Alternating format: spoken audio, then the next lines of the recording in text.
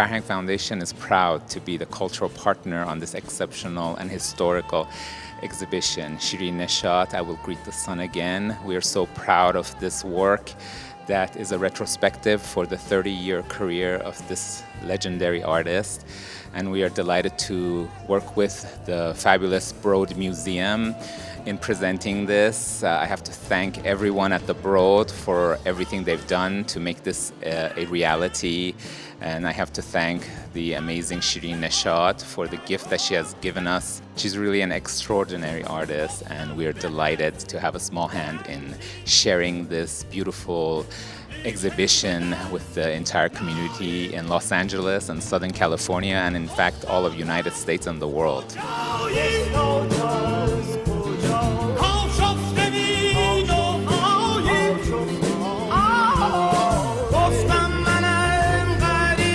This exhibition, I Will Greet the Sun Again, was an invitation by the Broad Museum. The curator was Ed Shad, and it's the largest monographic exhibition of my work to date. It circles from the very start when I arrived in this country and I became an artist to today.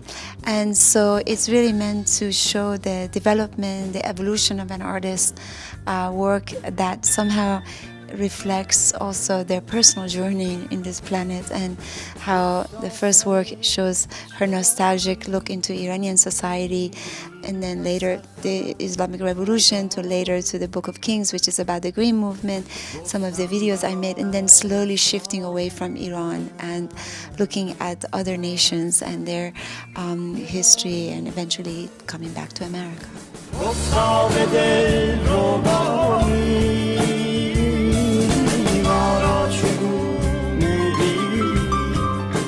We started working on it about 2 years ago, developing various floor plans that we wanted to present to Shirin.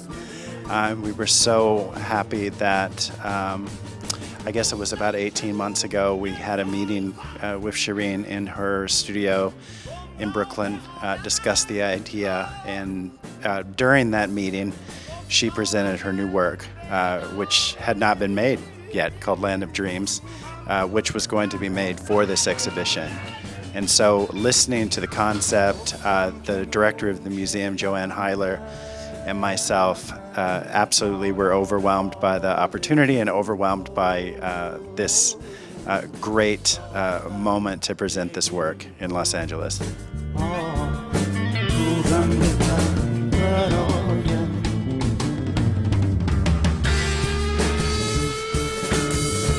It's amazing how prolific it has been. I cannot believe that I've made this much work. And the truth is that we have worked hard, and I feel that in many ways my work has been a reflection of me finding an excuse to find a kind of a resolution in my life, and it's been a labor of love, and everything that I had in me I put into this work, my own emotions, my own body, everything that I can think of, my own history. So it feels very, very personal to me, this show, and I really hope that it resonates on other people as well.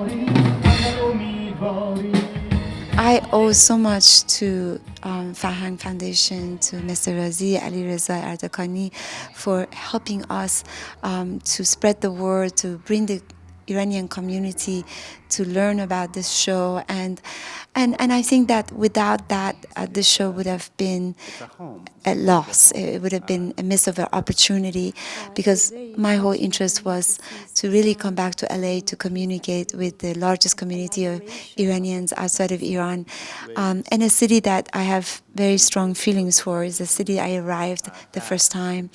So it's a very emotional experience for me to come back to Los Angeles. And if there was this absence of the Iranian community and without the help of Farhang Foundation, it would have been just a different story. It would have been really a very sad opportunity.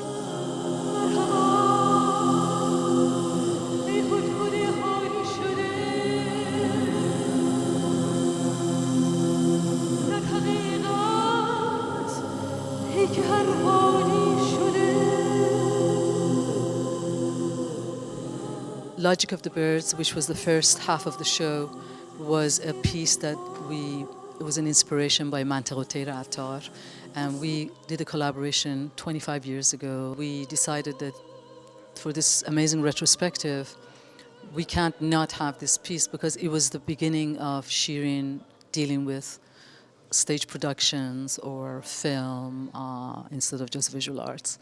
The second half was Turbulent, which is the award-winning Golden Lion winning video of Shirin's.